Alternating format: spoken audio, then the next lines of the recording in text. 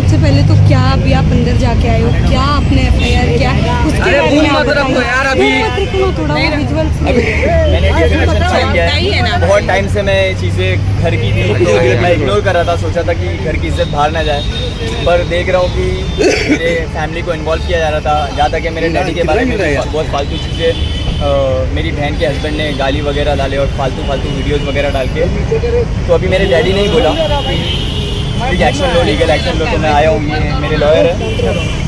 Sir आप बताना चाहेंगे क्या? लेकिन अदनान भाई, लेकिन वो आपकी बहन ही है, कभी उनसे बात हुई उसके बाद में? भाई बहन ही है, तभी तो मैं तो घर की चीज़ें बाहर नहीं लाया ना, इतने दिन तक का चुप बैठा हुआ था, क्योंकि वो भी मेरी बहन है, मेरा खून ही है। पर देख रहा था कि मेरी वाइफ को टारगेट करते करते वो मेरे पेरेंट्स को भी टारगेट कर रही है। अभी उसके हस्बैंड ने बहुत गंदी स्टोरी डाला, गाली वगैरह लिख के, तो मुझे लीगल एक्शन लेना पड़ा। और मेरे डैडी ने, मेरे अब्बा ने ही मुझे बोला कि लीगल एक्शन लो, तो अभी मैं मेरी टीम के साथ में आया हूँ यहाँ पे। डिफेमेशन मैंने केस फाइल किया है। लेकिन आपके डैडी ने बोला था कि आपकी जो बहन है वो नहीं कर रहे, उनके ससुराल वाले उनको आगे कर रहे हैं, उस पर क्या बोलना चाहोगे? अभी देखो, मैं तो FIR कर दिया हूँ भाई, अभी क्या है, कौन करा रहा है, वो तो सच सामने आ ही जाएगा, सब एविडेंस और सब चीज़ों के साथ में। उस चीज़ के आगे लेकिन आपको लगता है कि मैटर है, जब ऐसा फैमिली का जब बाहर आता है तो एक जन को शांत हो जाना चाहिए, जब एक जन ऐसा होता है तो आपको लगता है? 8 महीने से ये चीज़ें चल रही थी, मैं 8 महीने से इग्नोर कर रहा था। शादी के जस्ट पहले मेरे को धमकियाँ आती है इनडायरेक्टली कि बात करो, माफ़ी मांगो, नहीं तो ऐसे ये चीज़ें होंगी। तो वो सब चीज़ें आगे प्रोसीड हुई है, सब चीज़ का एविडेंस है, सब मैंने मेरे टीम को दिया है और हम लोग ने सब प्रूफ के साथ में डिफेमेशन फाइल किया है। अभी बहुत ही जल्द झूठ का झूठ, सच का सच आप लोग के सामने आ जाएगा इंशाल्लाह। लेकिन भाई क्या मैटर थे, कुछ बताना चाहोगे आप? आगे सर अदनान क्या कहेंगे आप, ये दिन तक आप क्यों रुके रहे? क्योंकि ये जो चीज़ें थी वो काफ़ी पहले से चल रही थी एंड अब आप बाहर आए हैं और ये केस किया है आपने, इतने दिन तक रुकने की क्या वजह थी?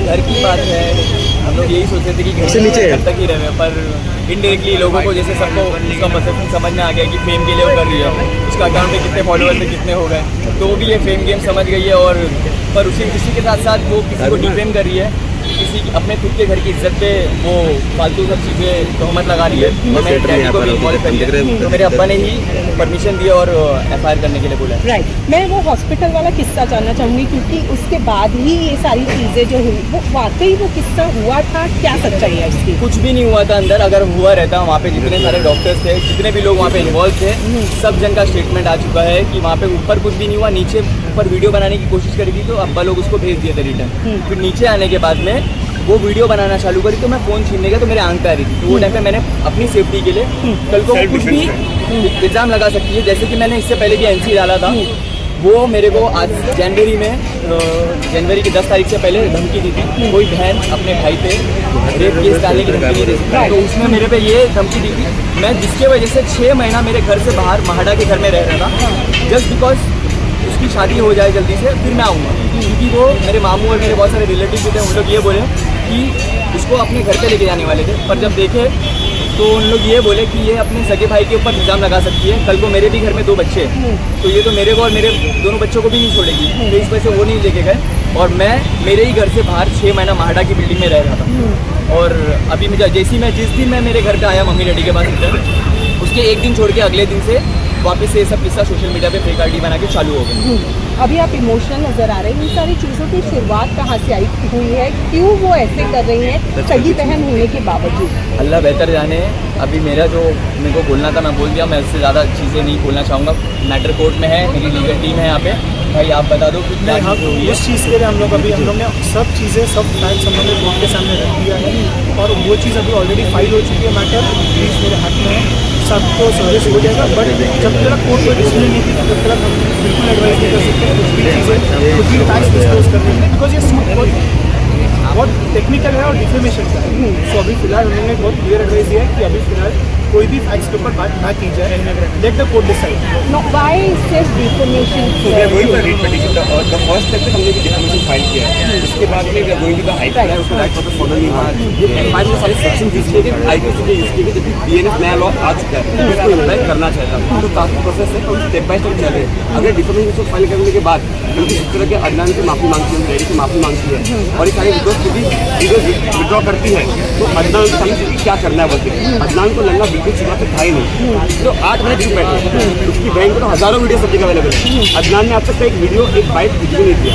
तो हमने उसको एडवाइस किया कि अगले 24 घंटों में एक प्रॉपर एक पॉडकास्ट कीजिए जहाँ पे आपकी पूरी बाजू आप सही से रखें, ताकि लोग ये तय कर पाए सच क्या है झूठ क्या है। अब तो लोग खाली एक ही बाजी की कहानी सुन रहे हैं। वो तो क्लैरिटी मिली गई, मेरे अब्बा के इंटरव्यू के बाद लोगों को क्लैरिटी मिली गई, समझ में आई गया कि क्या चीज़ थी और ये मेन मुद्दा स्टार्ट कहाँ से हुआ। खैर बाकी मैटर कोर्ट में है। मैं चाहूँगा कि जो भी फैसला होगा तो जो गलत रहेगा उसको सज़ा मिलेगी, जो सही रहेगा उसके हक में। इस पूरे मैटर में मॉम डैड का क्या है? मॉम डैड की बहुत तबीयत ख़राब थी। शादी के वलीमे वाले दिन से ही तबीयत ख़राब थी। मैं सुबह 7 बजे, वलीमे वाले दिन हॉस्पिटल में था रात भर, सुबह 7 बजे मैं घर गया हूँ, एडमिट करा गया मम्मी को। और यही सब चीज़ें चल रही थी, इसकी वजह से मैं ये सब चीज़ें और सामने खुल के लाना नहीं चाह रहा था कि वो तो अपने वहाँ पे है, वहाँ से वो कर रही है, पर मैं हूँ मेरे पेरेंट्स का ख्याल रखने के लिए, मुझे ही इनकी रिस्पॉन्सिबिलिटी उठानी है। तो मैं ये सब चीज़ें नहीं कर रहा था क्योंकि एट द एंड माँ बाप है, दोनों के माँ बाप है, उसके ऊपर कुछ भी एक्शन लूँगा तो उन लोगों को तकलीफ होगी। पर अब जब मेरे अब्बा तक का बात आ रही है तो फिर मैं चुप नहीं बैठूँ। लास्टली जिस तरीके से आयशा का चेहरा रिवील कर दिया गया है, क्योंकि आपने उनको पर्दे में रखे थे और आप नहीं चाह रहे थे कि उनका फेस रिवील हो, और जिस तरीके से फेस रिवील हुआ है उनका, इस पूरे मामले पर क्या कहना चाहेंगे? कुछ नहीं, देखो इज्जत और जिल्लत देने वाला अल्लाह है, जो किया है गलत होएगा, दुनिया में ही उसके साथ होएगा इंशाल्लाह। बाकी मैं कुछ नहीं बोलूँगा मैटर कोर्ट। वो चीज़ अभी मैटर में सबसे फैंस के लिए क्या कहेंगे लास्टली? कुछ नहीं, बहुत सारा प्यार, थैंक यू सो मच।